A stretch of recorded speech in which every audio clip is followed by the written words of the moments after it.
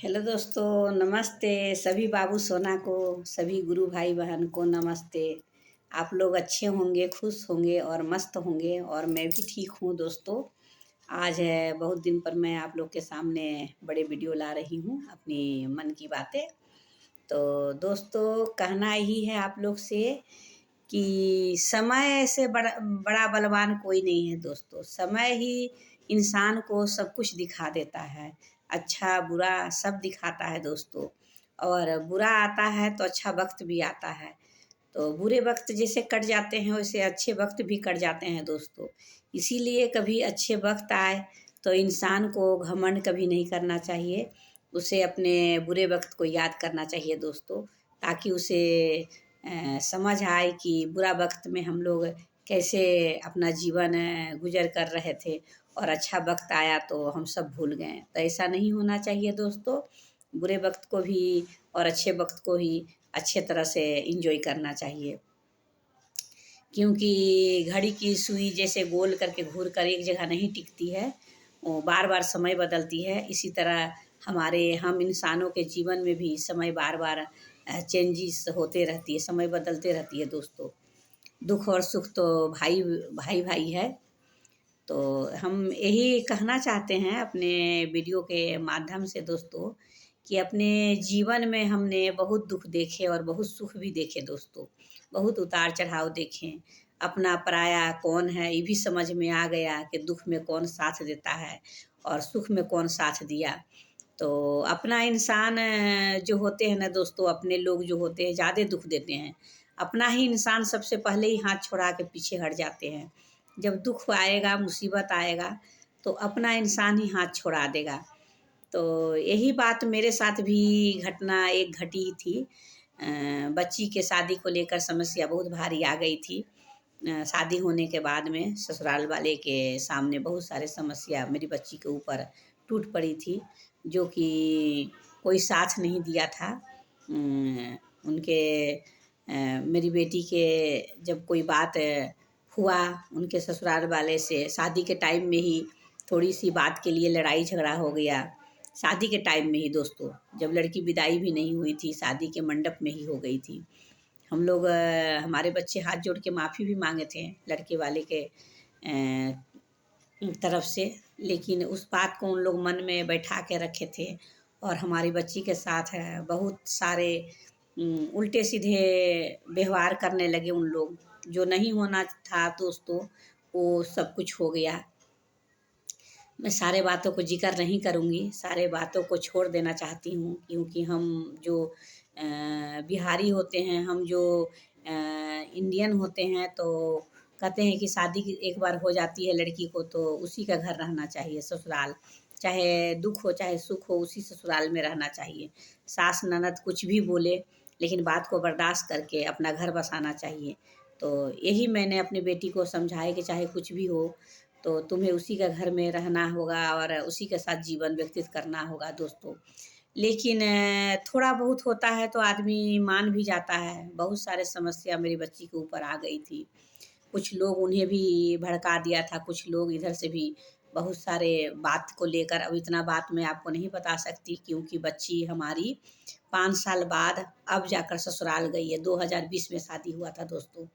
अब 5 साल बाद 2 साल हमने अपने पास रखे दोस्तों। 2 साल के बाद उन लोग आके मेरी बच्ची को लेके गए। 2 साल का मेरी बच्ची के पैर भारी थे, बाबू था पेट में 6 महीना का।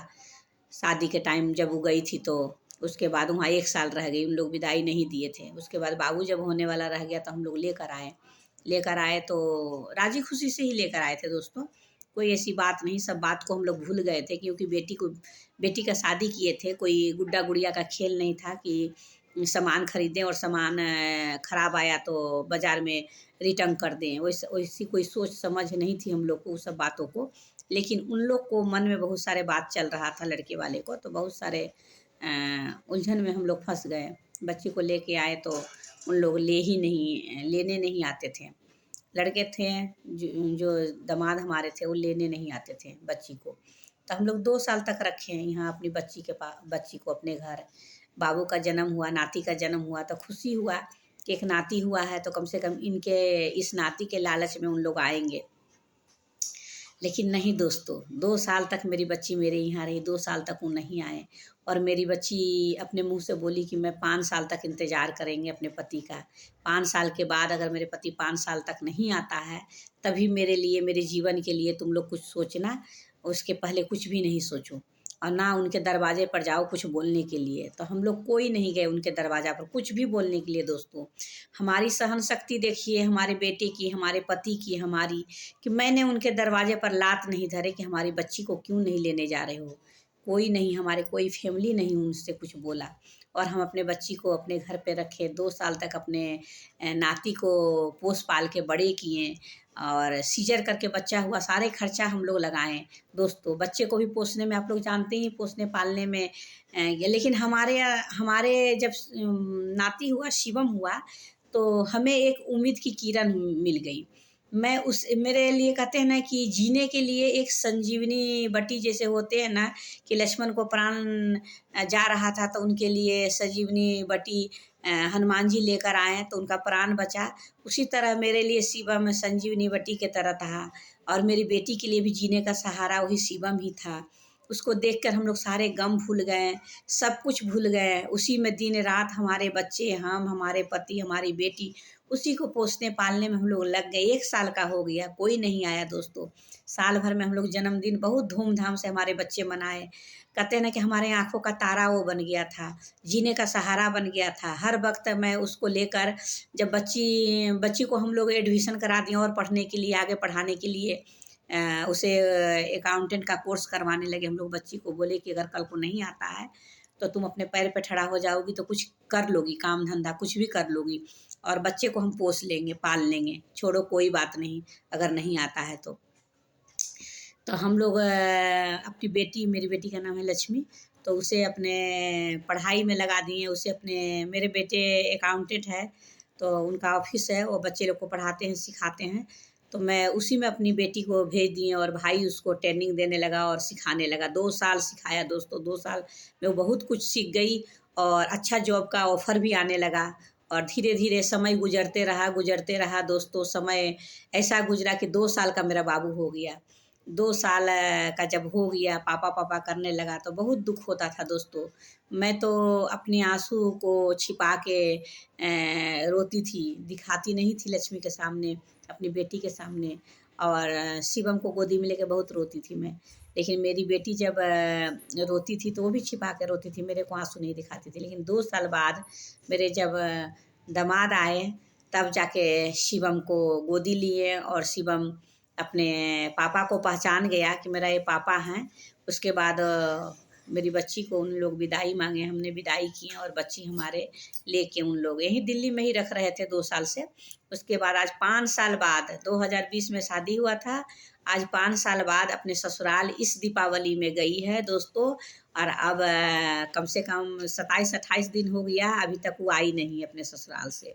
तो मैं ऊपर वाले से ही दुआ करती हूँ कि उसके उलझे हुए रिश्ते को सुलझ जाए, भगवान सुलझा दें और टूटे हुए गृहस्थी को बसा दें। यही मुझे ऊपर वाले से प्रार्थना है दोस्तों।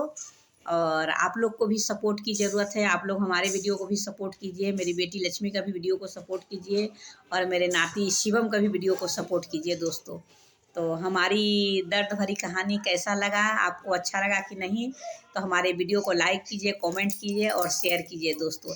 इसी तरह अपने दिल की बात आपके सामने रखते जाऊंगी और मन की बात, और हमारे वीडियो देखिएगा। महीना में एक मेरी वीडियो आती है जो मन की बात, जो बड़ी वीडियो रहती है, वही मैं डालती हूँ समय निकालने के बाद। और आप लोग हमारे वीडियो को आगे बढ़ाइए दोस्तों। 1 साल से ऊपर हो गया अपने वीडियो को डालते हुए, मन की बातों को डालते हुए, तो हमारे वीडियो आगे बढ़ाइए दोस्तों। नमस्ते दोस्तों।